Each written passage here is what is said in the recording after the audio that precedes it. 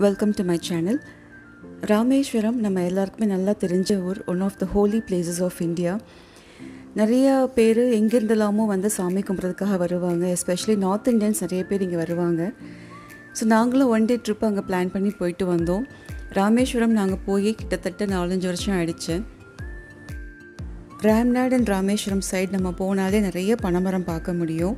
அங்கங்கே ரோட்டில் கூட பனை ஓலை பெட்டியில் கருப்பட்டி வச்சு விற்றுட்டு இருந்தாங்க. ஸோ நாங்கள் ஃபஸ்ட்டு சூஸ் பண்ண பாயிண்ட் குஷி பீச். ஏன்னா நம்ம மதுரை டு ராமேஸ்வரம் போகிற வழியிலே வந்து ஃபஸ்ட்டு ஸ்பாட்டாக தான் வரும். ஸோ உள்ளே போகிறதுக்கு 30 rupees சார்ஜ் பண்ணுறாங்க பார்க்கிங்க்கு.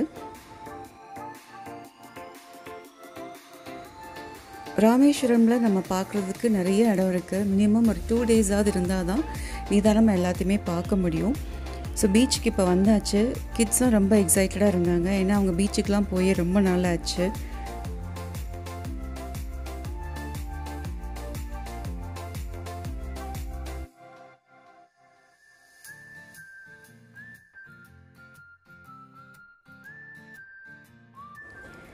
இங்கே பார்க்குற சவுக்கு மரமே அந்த பீச்சுக்கு ஒரு தனி அழகை கொடுத்தது.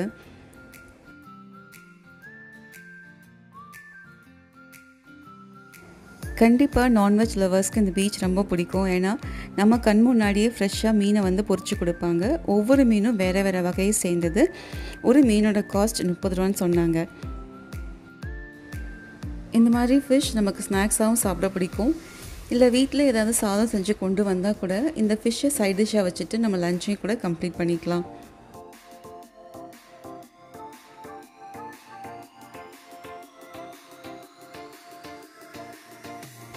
இங்கே நிறைய சின்ன சின்ன கடைகள்லாம் இருக்குது. தண்ணி பாட்டில், இளநீ, நொங்கு, அப்புறம் வந்து குழிப்பணியாரம், இந்த மாதிரி சில இன்ட்ரெஸ்டிங்கான ஃபுட் ஐட்டம்ஸ்லாம் விற்கிறாங்க.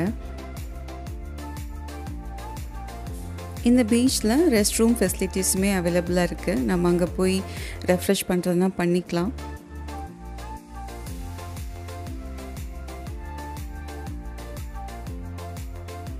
நாங்கள் பீச்சுக்கு போன டைம் ஒரு 12:15 இருக்கும். நல்ல வெயில். தப்பி தவறி கூட நம்ம காலில் மணல் பட்டுருச்சுன்னா பயங்கரமாக கொதிச்சது. ஸோ அங்கே போட்டிங் நம்ம போய்க்கலாம். ஆனால் தண்ணி வந்து அவங்க எதிர்பார்த்த லெவலுக்கு இருந்தால் மட்டும்தான் போட்டிங் கூட்டிகிட்டு போகிறாங்க. அப்படி இல்லைன்னா அந்த தண்ணி லெவல் மேலே வர வரைக்குமே நம்மளை வெயிட் பண்ண சொல்லுவாங்க. நமக்கு இஷ்டம்னா வெயிட் பண்ணி போகலாம், இல்லைனா நம்ம அடுத்த பிளான் பார்த்துட்டு போகலாம். அலையே இல்லாத ஒரு அமைதியான கடல். தண்ணி அவ்வளோ கிளியராக இருந்தது. உள்ளே என்ன இருக்குதுன்னு நம்ம பார்த்தாலே தெரிகிற அளவுக்கு ரொம்ப க்ளீனாக இருந்தது. இதை நான் கையில் வச்சிட்ருக்கிறது வந்து அந்த தண்ணியில் இருந்த ஒரு சின்ன ராக் ஸ்டோன் மாதிரி.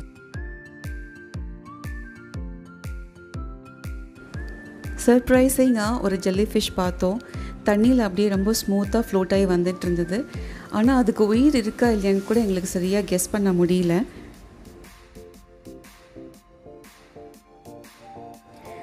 டெஃபினட்டாக குழந்தைங்க பீச்சுக்கு போய் உள்ளே விளையாட ஆரம்பித்தாங்கன்னா திரும்பி வர்றதுக்கு மினிமம் ஒரு 45 to 1 hour ஆகும். அவ்வளோ என்ஜாய் பண்ணுவாங்க.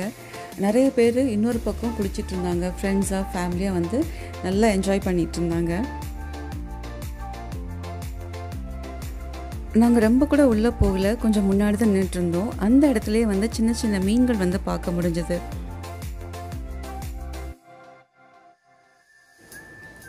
மணலில் நடந்து வரப்போ அவ்வளோ சூடாக இருந்தது. பட் தண்ணிக்குள்ளே உள்ளே வந்துட்டு நம்ம நின்று விளையாடும் போதும் அந்த காற்றடிக்கும் போதும் நமக்கு சுத்தமாக வெயில் தெரியல. நல்லா கூலாக இருக்கிற மாதிரி இருந்தது. கொஞ்சம் நேரம் அங்கே நின்று டைம் ஸ்பெண்ட் பண்ணாலே மைண்டுக்கு ரொம்ப ரிலாக்ஸிங்காக இருக்கும்.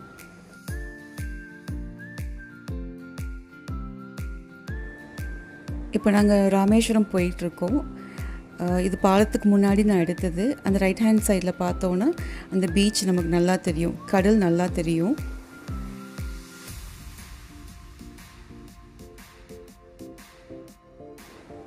பாம்பன் பாலம் கிட்ட வந்தாச்சு. இப்போ அதில் தான் போயிட்டுருக்கோம்.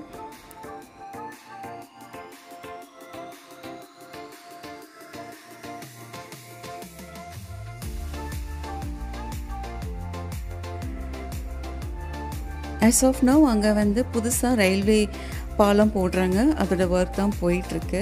நம்ம வெளியே இறங்கி நின்னோன்னா காற்று அவ்வளோ ஃபோர்ஸாக அடிக்கும். கொஞ்சம் தவறுனா கூட நம்ம கையில் இருக்க திங்ஸ் எல்லாமே பறந்து போகிற அளவுக்கு ரொம்ப ஃபோர்ஸாக அடிக்கும்.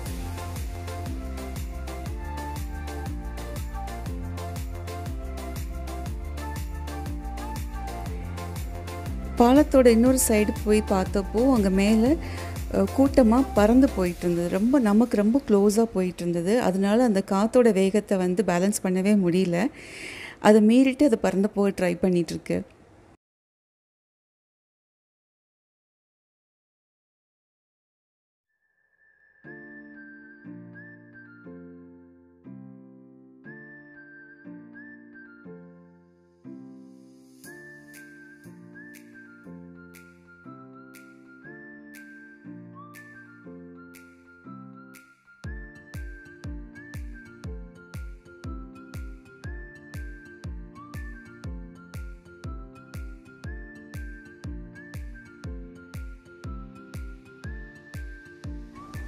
ராமேஸ்வரம் ஊருக்குள்ளே போகிறதுக்கு வண்டிக்கான சார்ஜஸ் போட்டிருக்காங்க. ஸோ அங்கே விசாரித்ததில் ஹோட்டல் புகழ் வந்து நல்லாயிருக்கும்னு சொன்னாங்க நான்வெஜ்ஜுக்கு. ஸோ அதுக்கு தான் லஞ்சுக்கு வந்திருக்கோம். நம்மக்கிட்ட வந்து கேட்குறாங்க ஃபிஷ் வேணுமா, ஸ்குவிட் இருக்குது, ப்ரான்ஸ் எல்லாமே இருந்தது அவங்கக்கிட்ட.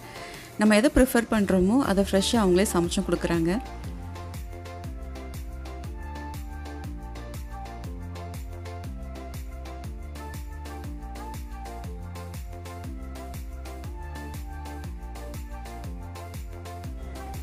இது வந்து வெஜ் மீல்ஸ். 2 காயோட சாம்பார், ரசம், மோர் கொடுக்குறாங்க. நம்ம வேணும்னு கேட்டோம்னா தனியாக கெட்டி தயிர் கொடுக்குறாங்க. அந்த பர்டிகுலர் ஹோட்டலில் பிரியாணியை வந்து ரோலை பெட்டிக்குள்ளே வச்சா நமக்கு சர்வ் பண்ணுறாங்க. ஒரு மட்டன் பிரியாணியும் ஒரு பிளெயின் பிரியாணியும் வாங்கி ஷேர் பண்ணி சாப்பிட்டாங்க.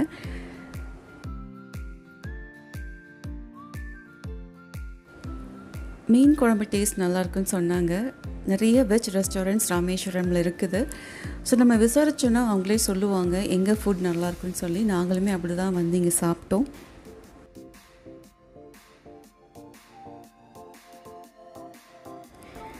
நாங்கள் சாப்பிட போனப்போ மணி ஒரு 1:45 இருக்கும். ஒரு 10 நிமிஷம் தான் இருக்கும். நிறைய டூரிஸ்ட் பீப்புள் அங்கே சாப்பிட்றதுக்காக வந்திருந்தாங்க.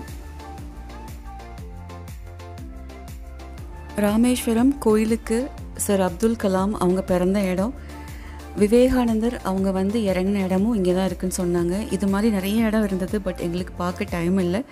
ஸோ முக்கியமான சில இடங்களை மட்டும் பார்த்துட்டு நாங்கள் கிளம்பிட்டோம். நான் சொன்ன மாதிரி ஒரு 2 டேஸாவது மினிமம் நமக்கு வேணும். அப்போ தான் வந்து அங்கே இருக்கிற பிளேசஸை வந்து ஓரளவுக்கு நம்மளால் கம்ப்ளீட்டாக பார்க்க முடியும். லன்ச் முடிச்சுட்டு தனுஷ்கோடிக்கு போய் பார்க்க போகிறோம். அது வந்து என்னோடய பார்ட் 2 வீடியோவில் கண்டினியூ ஆகிருக்கும். Hope you like my video. Thank you.